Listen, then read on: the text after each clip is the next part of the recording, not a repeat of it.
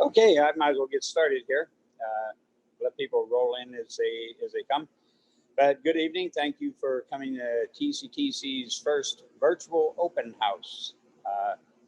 We wish you could all be here, but being the times that they are, we're happy to accommodate you any way we can. So if by any chance things happen in the spring, come on in. If you keep an eye out, we have something open up. I'm sure we'll get a hold of all of you and have you actually do a walkthrough. Let's all hope for that one. But welcome anyways. I'm Mr. Oleski. I am the instructor for the welding program here at TCTC. I've been here 13 years. 13 years prior to coming here, I was the welding department chairman at Newcastle School of Trades. I wrote the program that they still currently use. When I left, I brought it with me. So it took me about 2-3 years to incorporate all of the items from that program into this one, but they're in here, and essentially we're doing an adult program here at the high school level. I just had to split it into a junior and a senior level program instead of a full-time 1-year adult program. So it works very well. The students have no need, if they fulfill all the projects here, there's no need for them to take any training past here. Just go directly to work. Through the slideshow, I'll address the advanced placement opportunities and apprenticeships available to our young adults. Women in the field needed just as well as the men. There's such a demand for welders right now that job opportunities are still abundant, even through these times. All of my kids that got jobs right out of school are still welding. I tried to get a hold of, had a company call me just the last couple of days, needing a welder or two just to finish up some jobs because his workers were down with the COVID, and was paying $40, $50 an hour for someone to come in and finish these jobs. And I can't find any of my past students that are not working that can go in. So that's it was sad that I couldn't accommodate him, but it was a good thing that all my students were out there working already. So the program works well, and there's still a need for hands-on type training out there in the field. Tons of local businesses along with all of the unions. So we'll address all of this in the slideshow presentation. A couple things that I want to discuss is the program itself. The equipment here has, we have anything from the original type of stick welding machines to the latest pulse arc machines that are digital readouts. They can sync up to an iPad. So we have a diverse group of equipment. We are very, very up to date. Our latest piece of equipment is a weld video camera. We were just getting ready to put that into place. We have the capability of videotaping the students' welds now, close-up shots, so that we can critique. In this day and age of not being able to be close to somebody, this is a blessing to be able to watch someone weld from afar and be able to put it on a big screen TV and blow the picture up, and then be able to really critique the welds without having to be on top of the student or two people that close together. So pretty awesome piece of equipment. We're really excited to get it going into place. So I'm going to pop up the slideshow, and we'll get right to business.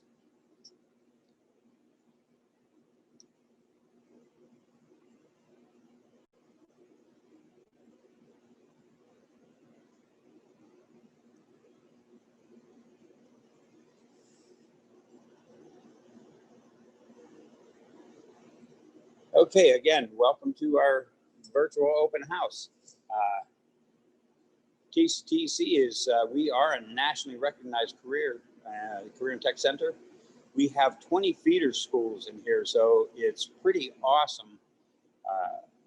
So many students are in one school their whole life and get surrounded by X amount of students, and you get real familiar. By coming to TCTC with students coming from these 20 different schools, it's a very diverse population here, and it resembles the workplace exactly.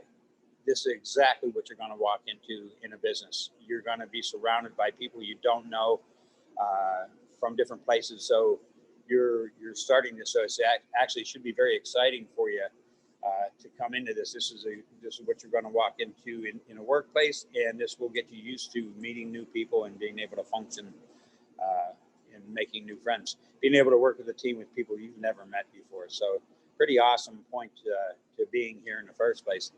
93% of CTE students graduate, as opposed to 80% of students from traditional high schools. So it seems that once you get to choose the majority of how you spend your day, you're choosing a program that you truly want to do. What it does is I've seen my students just blossom and flourish. Their attendance gets so much better than what it ever was during their school years. Their grades, even they've never gotten a welding grade before, but by being in the building and wanting to be in this building, their English, math, science grades all come up. I've had students end up on the honor roll that have never been on the honor roll before. Moms and dads start smiling because their children want to come to school. It's amazing, the transformation. So those of you that are on the bubble, think about giving us a shot. It makes a huge difference when you enjoy coming to school and you really truly enjoy what you're doing. How much easier it is to be here, and it changes your whole life. Your academics tie so much to everything you're going to do in life. In welding, our science, we're using 6 to 10,000 degrees to melt steel. We're melting 2 different types of steels together, and they need to be cleaned as they're melted, and they have to be protected so the atmosphere doesn't bother them. So the science behind what we do is just amazing, and the math and measuring behind what welders do, the distortion rates and elongation and all this stuff, it ties so close to math. Being able to introduce yourself and speak properly and spell, and being able to fill out a resume and an application properly, the English portion of it, everything here just feeds into your program and what you want to do. So it's awesome. It's awesome. As I said, if you're on the bubble, you should truly think about giving TCTC a shot and seeing how much difference it makes in you. 91% of career tech students are prepared for your career ahead, your life ahead, as opposed to 44% of students just in traditional learning. So even if I have a student that graduates from the welding program, doesn't go right into welding immediately out of school, this program has taught them so much. It opens up doors in other venues and other areas. Same with the other programs in here. If you graduate from another program, what you've learned here in your personal skills and your soft skills by being in this building will change you dramatically. And you don't have to pursue the career. We would encourage you to, but you don't have to pursue that career, but it does change you, and it will round you for other careers as well.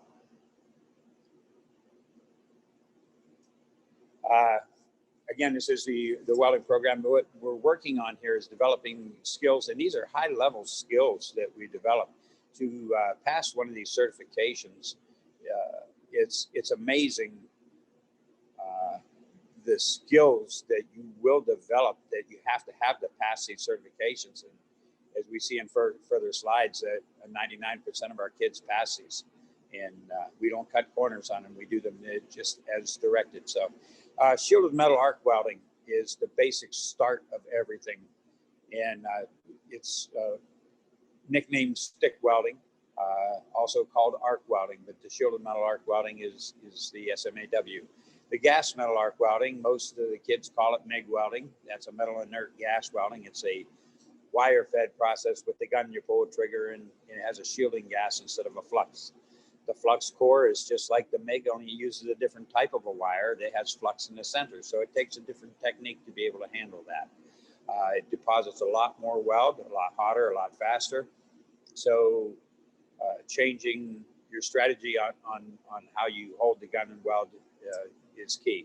The gas tungsten arc welding, TIG welding, or it was originally named heliarc welding, is being more and more used for nuclear piping and root passes on pipes, to where it has to be very clean welds. It's a tedious process, but it pays very well. anything in the pipe welding industry is very high paying jobs, because usually the codes and standards that you're welding to, they're very strict, and you have to be almost perfect on every weld. So it pays well. I have a lot of students head that direction every year. So those are the four main welding processes, and we work diligently on all four of those.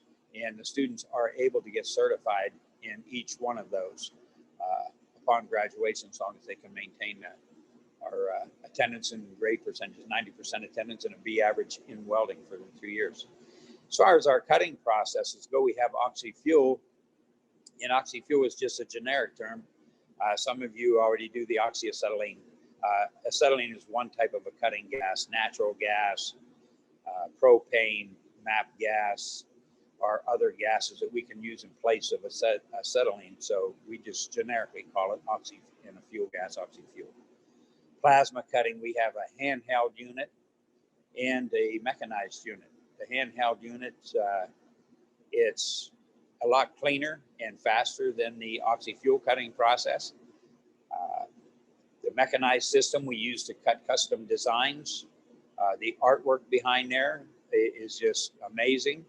I wish I could show you the machine, but time constraints and you not being here, it's very difficult. We actually usually have little gifts. We have these little TC apples that we hand out as you come through. So if you do happen to come through, remind me and I will give you an apple. We have a stack of them sitting here waiting for any of you that come through. But it's pretty awesome. It takes about 30 seconds to cut one of these things out. They're very awesome piece of equipment. Carbon arc cutting, any business that has.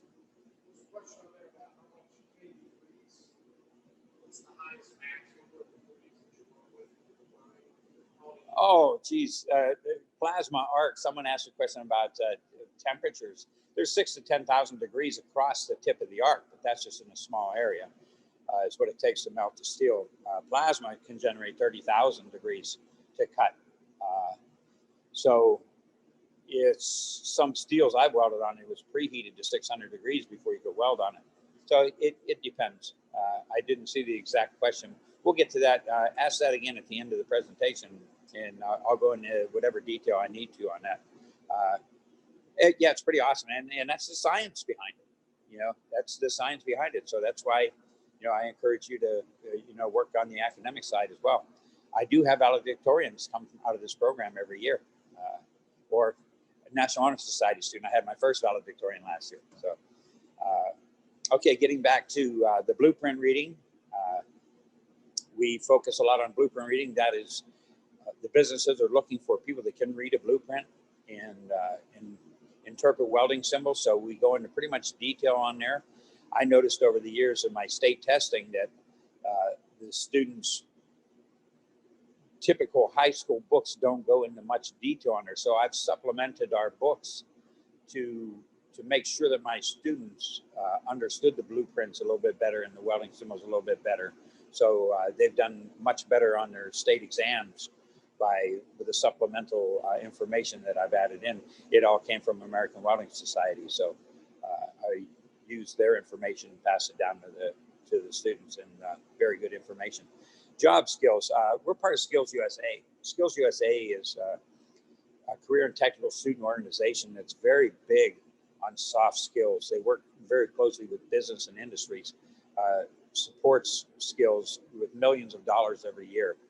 And they're really excited about our young people coming into these hands-on trades. So they back us up 100%.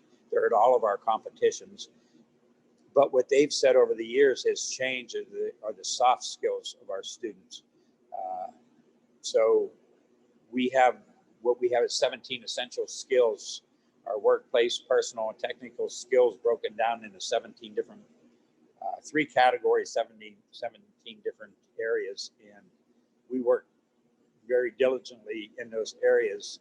And when the businesses see that the students are well versed in those areas, they are willing to give them more of a shot on a training.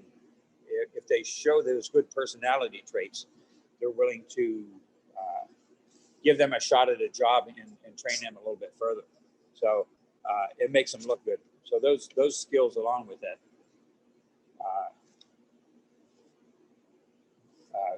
along with their weld training, well-rounded student. So those are pressed for 2 years as well, the job skills. Accelerating your success. Again, back to the skills.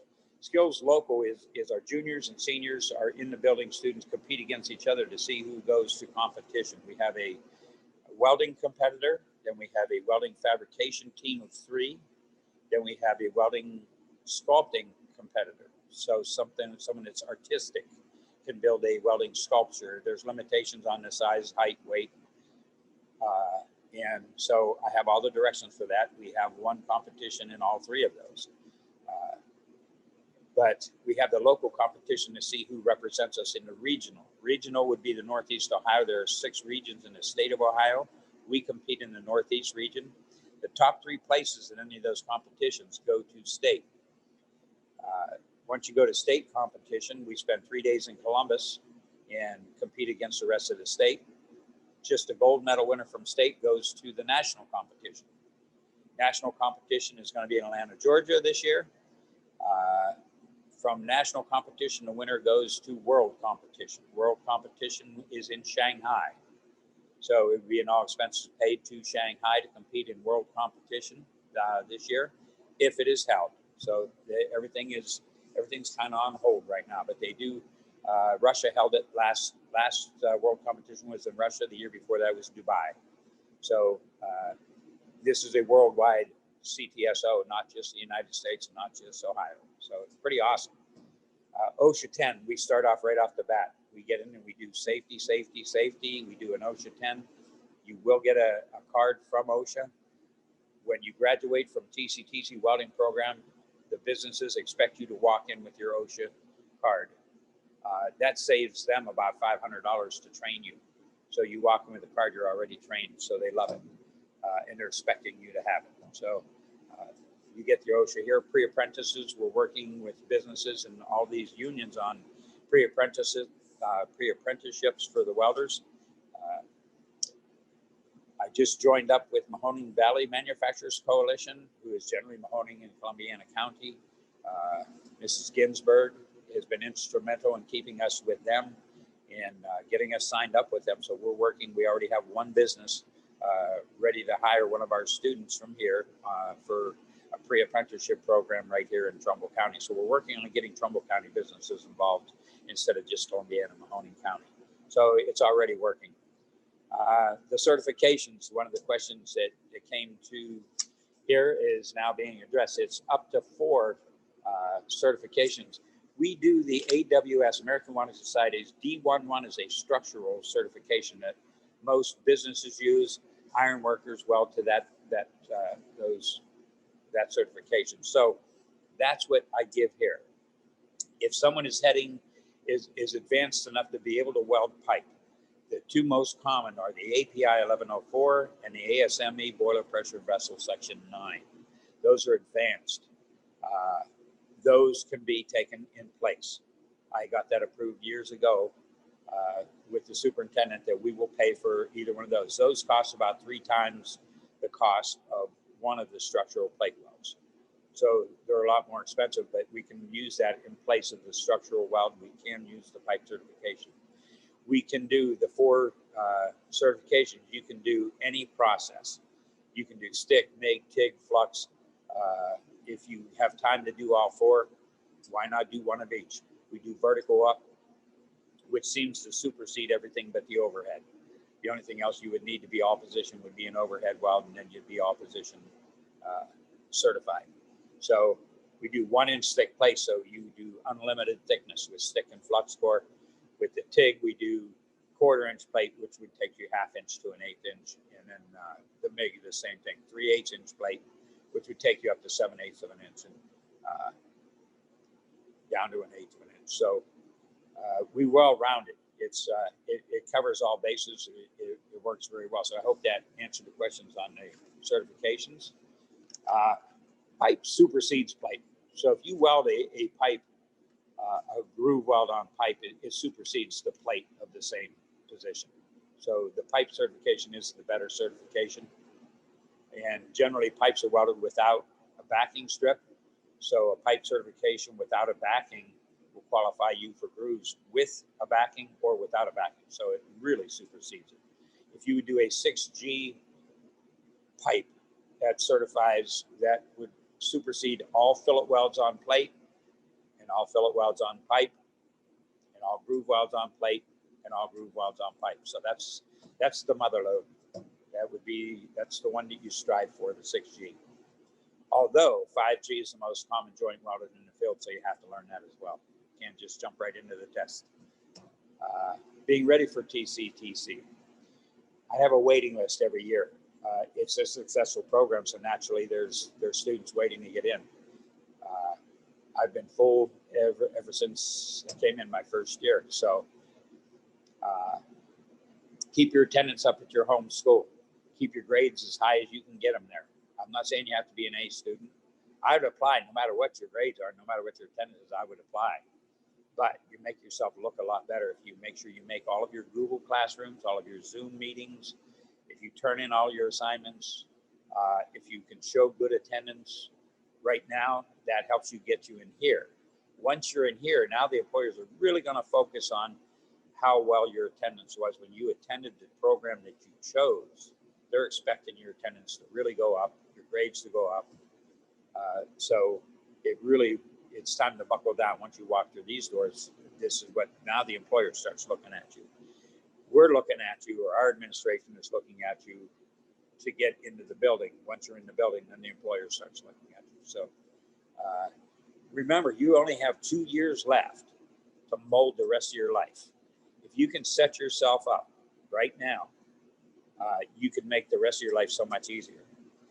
I was on the phone with half a dozen of my students last night. I had an employer call, offered $40 to $50 an hour for one of my students to come and finish a job for them.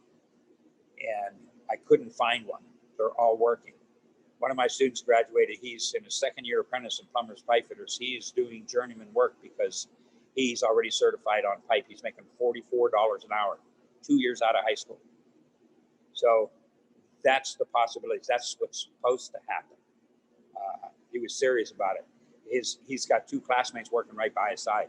So it's what you make out of it. How much are you willing to buckle down your last 2 years to set yourself up for the rest of your life? I mean, these guys are driving brand new trucks. It's awesome. It's the way it's supposed to be. That's the opportunities that are available to you out there if you pay attention and do what you're asked to do here. So we'll move to the career tree. This here is just, it gives you a basic idea. You can look inside here. Mostly we're looking right here, entry level. Apprenticeships.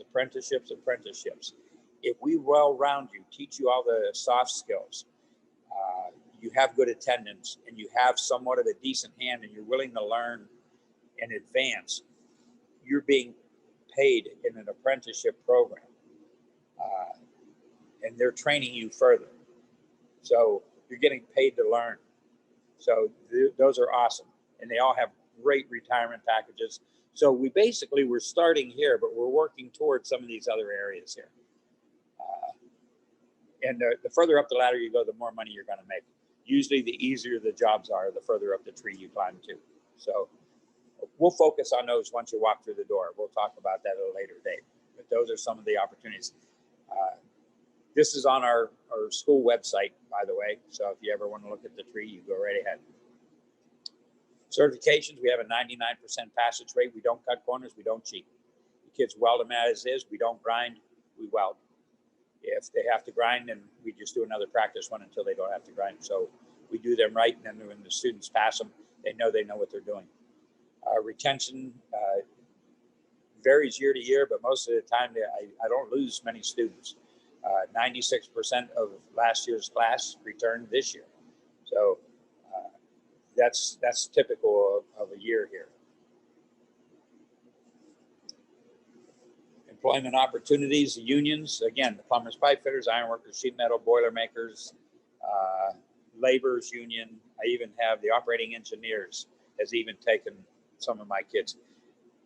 No matter which one of these you get into, in other businesses. A business may hire you to be a machinist or CNC, and they might use your welding skills down the road. So this welding will open up doors and opportunities in other areas as well.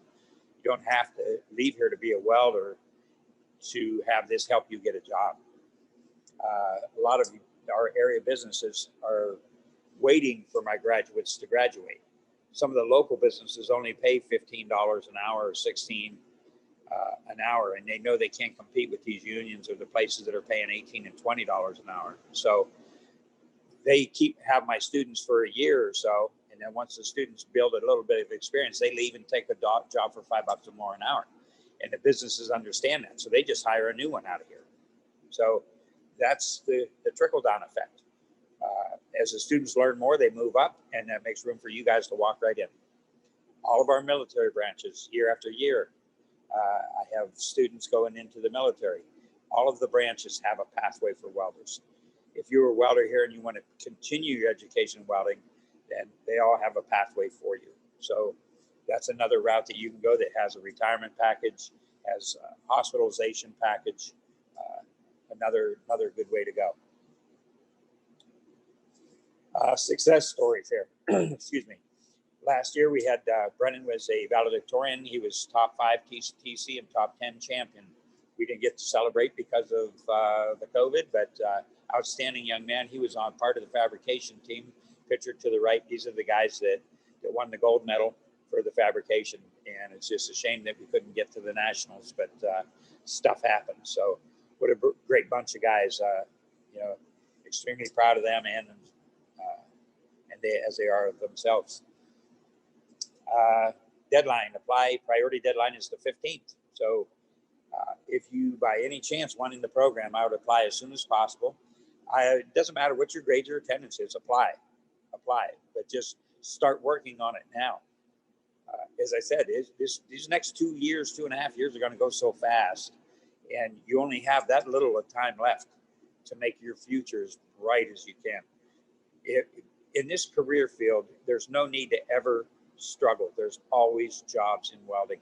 So you should never have to be without a job. You'll always have a way to earn a living. Another slide got a little out of place. As I was talking about Skills USA, if you're not into the competition thing, I have officers every year. We run for regional offices, state offices. I had a state officer actually go to the national competition as a national delegate 2 years ago. Dalton was the Ohio State Vice President for Skills. So he was invited to be a national delegate and went to, actually it was in Kentucky. So he got to meet people from all over the world. There were people from Russia, China, Australia at our competition watching our people compete so they could see who they had to compete against at the World Championship. So we do 2 days down in Columbus to run for the offices. Representative Gil Blair was with us last year and toured with us around the State House. So it's pretty awesome. So that's an opportunity as well. That showcases your personal skills and your soft skills also. So I'm going to close out the slideshow and take any questions that anybody has.